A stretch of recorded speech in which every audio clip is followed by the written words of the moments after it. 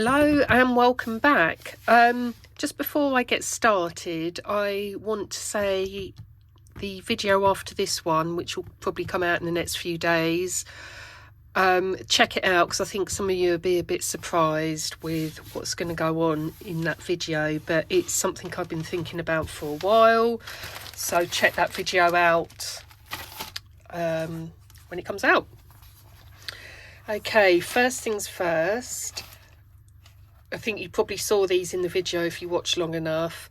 I think the two subjects that define my channel is coin collecting and Queen Victoria, and I couldn't not get them. So yeah, I got these. I've read them all the way through. It's a good way actually of teaching yourself about coin collecting in a really simple way.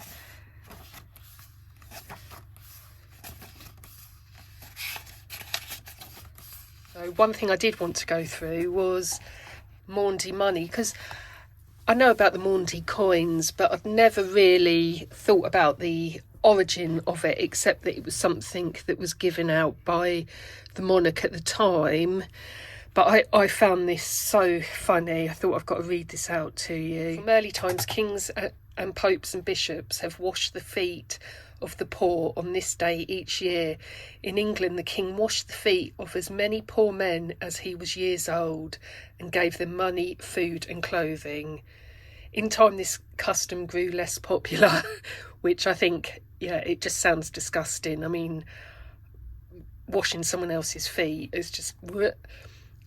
Elizabeth I had the people's feet washed and spiced first by her servants. James II was the last to do the job himself. William III had nothing to do with the washing at all, and from 1754 the Maundy service became only a gift of money. I just found that hilarious. So yeah, I got the Queen Victoria book as well.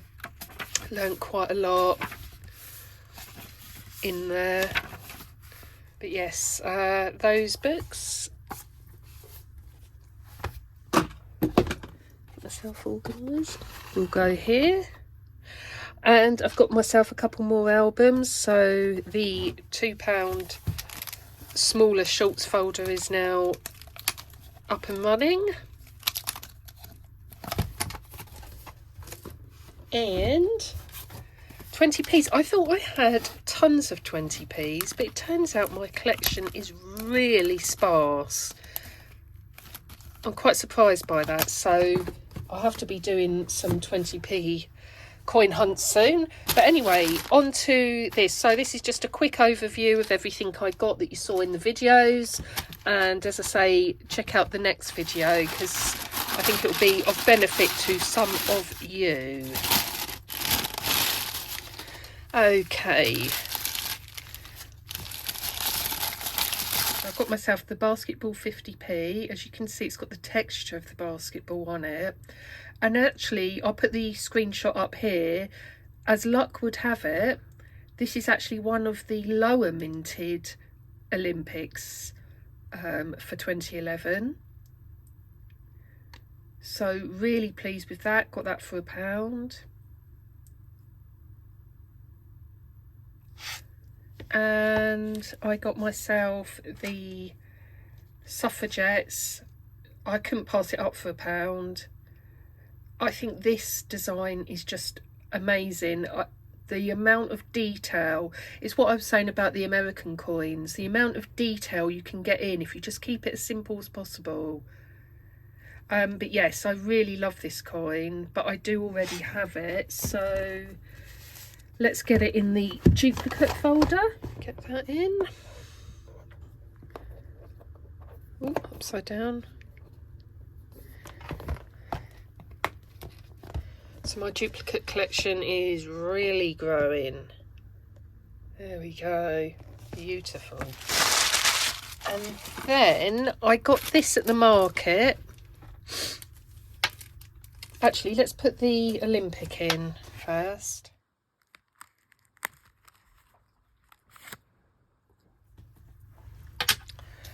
Yeah, so I got this at the first flea market, the one that everyone was really enthusiastic about. Yet again, I got to learn to put my glasses on. I did not have my glasses on, and I thought that I was buying a penny. And technically, I have bought a penny, but I didn't realise it looked like that someone obviously has painstakingly and really beautifully cut out the bust of Victoria. They've done an amazing job. But yeah, you can imagine the shock when I got home and realised that it had been cut out. But actually, where's my trusty pencil? The detail on this is absolutely stunning. So I was very disappointed at first, but the more I looked at it, the more I thought, actually, that's a really cool piece to have. So I was thinking of sticking it here, because this is my world attempt at collecting as many Queen Victoria pennies as I can. So this is the money box, and I thought just stick it about there. So let's do that now. I've got some stickies. So where should we put it? Oh, at least then you can see the outline of her, which is pretty cool. Yeah. So actually, yeah, I'm quite pleased I got that now. But that'll teach me once again not to put my glasses on. For those of you that are new, I've only had my glasses a month or so, and I'm still getting used to having them. I didn't realise how blind I was. Okay, next thing. This is in no particular order now. I'm just going as I see it. Got this at the car boot sale at the end of the second video. Got it because I didn't know what it was, and I wanted to have a good old look at it when I got home. And this is the first commemorative Australian 50 cents in the decimal era. Sorry, I can't speak today. Captain Cook. Really beautiful. Queen Elizabeth. It's got that. That was £1. And this was £1 as well. I've been doing some research on this, and it's a medallion of Charlie Boy and Princess Diana getting married. It's not the usual crown that was produced to commemorate. I can't speak today. Commemorate the wedding. It's some sort of medallion, but I can't find out where one would have bought that in 1981, or whether it was issued like the TSB, like all the banks and stuff used to issue some coins. But yeah, that was £1 as well. Thought I'd put that in my token collection, because I've got a nice little token collection. Ooh.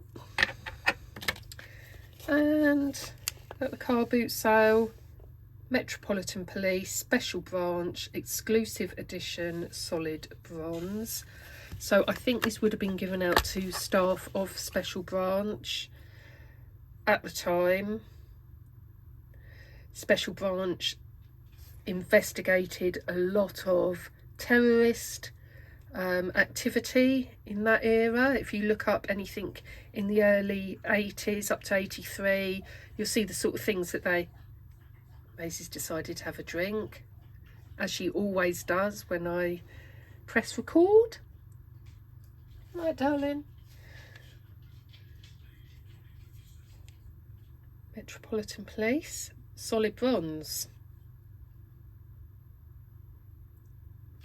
I've been collecting bits and bobs as I see it for bronze. Any sort of bronze or copper going up in value. Oh, that reminds me. Have you seen on the news that Trump has said that he wants, with immediate effect, I believe, for the American mints to stop producing is it copper pennies you have? Because every penny costs 3 cents to make, and there's billions of them. So he said, it's not worth the money it's printed on anymore. Just stop making them. And that's why coin collecting is so exciting, because you get to collect things that one day won't ever exist ever again, and you are the person that's collected it. You are the caretaker of history. You are your own little museum. But yes, so bronze copper is becoming a really good commodity. They're using it for a lot of electrical components these days, so the price of it's going up. Hence why I bought a few copper bars back in the day, a few weeks back. But yes, I liked that. So that'll go with my little bronze collection. I've always wanted some shilling banknotes, and so I've got the 10 shilling, really good condition, £5. I didn't think that was bad, considering how crisp those edges are. Yeah, you've got a few folds. Well, I've got one fold there, but I believe that the ones that are valuable, I'll have a look in the book in a minute, are the BE serial numbers. That one was £4.50 because it's, why is that one £4.50 and the other one was £5? So it got more of a fold in it. That's the strip. We'll have a look in a minute. And I got a £1 note. I don't think I've got this one.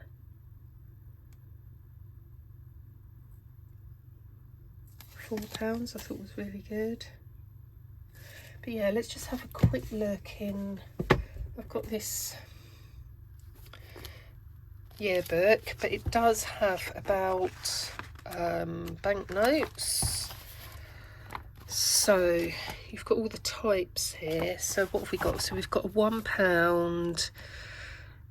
That's Ford, JS Ford down there. Grade Bank of England. So that's the 10 shilling. £1 notes, Ford. £2, two or £3.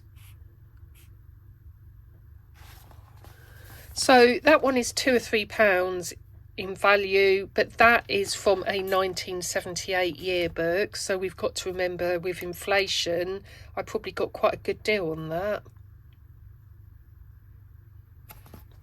So 10 shillings. So that one's Ford and that one's O'Brien.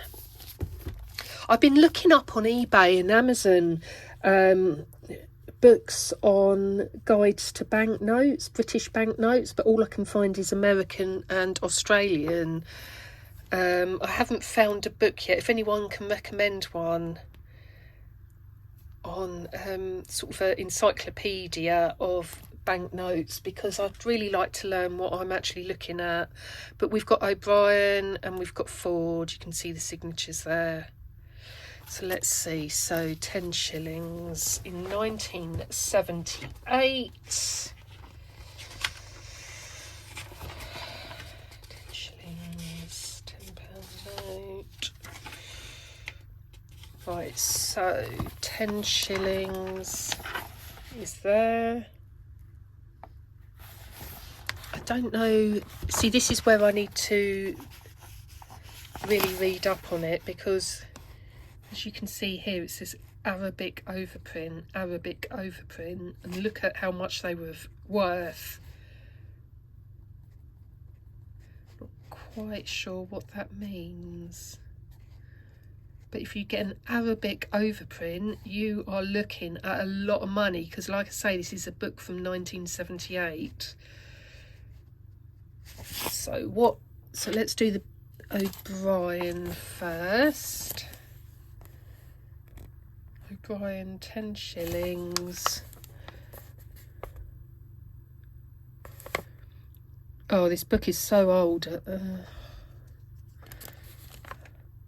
O'Brien 10 shillings.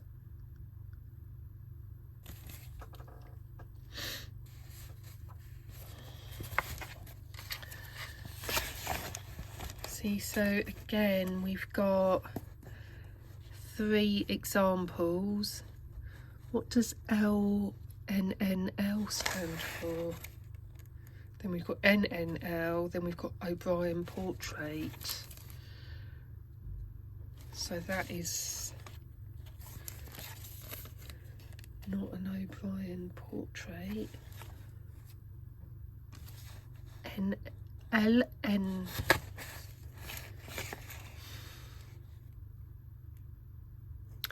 See, if it's an NNL, it can be up to £26. So that's the more valuable one, but L. So it's got a key here. LNN, etc. is the letter number prefix. Letter number prefix.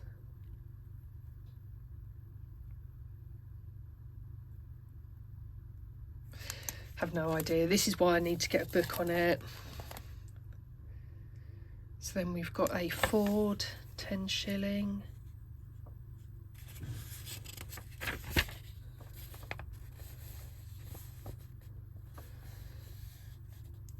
£2.50, £1.25, £4. It's a good book, but yeah, we are suffering a bit because it's so out of date. So I've got my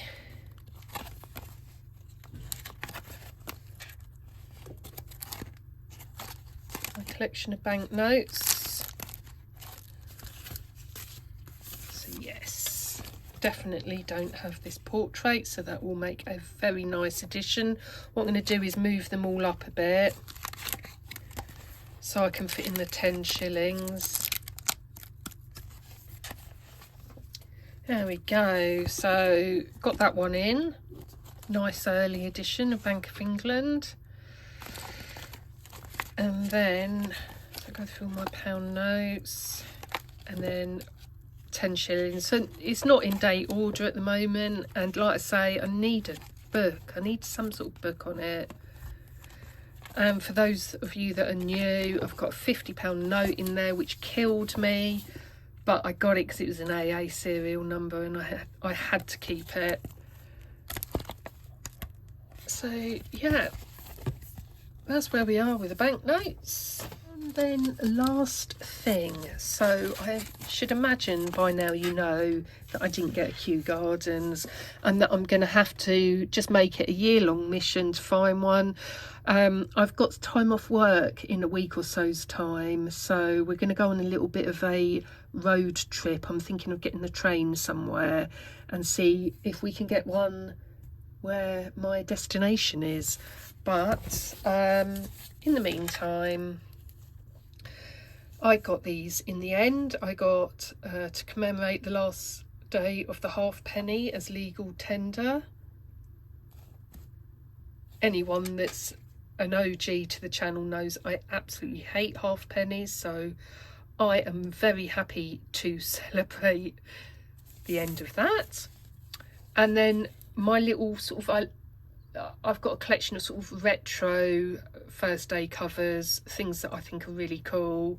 So I liked the stamp, like the ink stamps on that, and the stamps. So got that one. Penny Black anniversary. Always love it with the 2 queens that were unsuspecting queens. They just because of lineage going wrong, they ended up being queen. Both of them weren't expected to be queen. That's why I just love them so much. But yeah, also the Hong Kong and Shanghai Banking Corporation. Thought that was pretty cool. And again, the Hong Kong and Shanghai Banking Corporation. the new definitive values, and they're in really good condition. So that is my little haul. I also just want to end on a note, which is a few comments about disappointment that I didn't get this, that or the other. And the thing is, I choose what I want to buy. I'm not going to get myself in debt because of a YouTube channel. I am going to buy stuff that complements my collection very, very well, and I take you along for the journey, but I'm not here to give you the big wins. I'm not someone that's going to fake something to get 10 million likes. I'm just not going to do it. So sometimes it's the mundane, but sometimes there's a little jackpot. But that's the world of collecting. You collect what you want to collect. I'm not going to do it for YouTube. But yeah, I do plan on finding a queue in the next few weeks. Fingers crossed. Right, my first day covers. So for people that are new, these are the sort of things that I like to collect.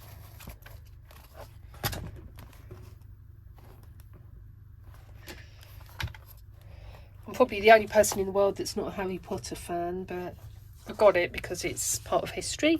So get this one in. It's a nice retro one. There we go. So yeah, that's all I've got for you, and that was my mini haul from all of those shops.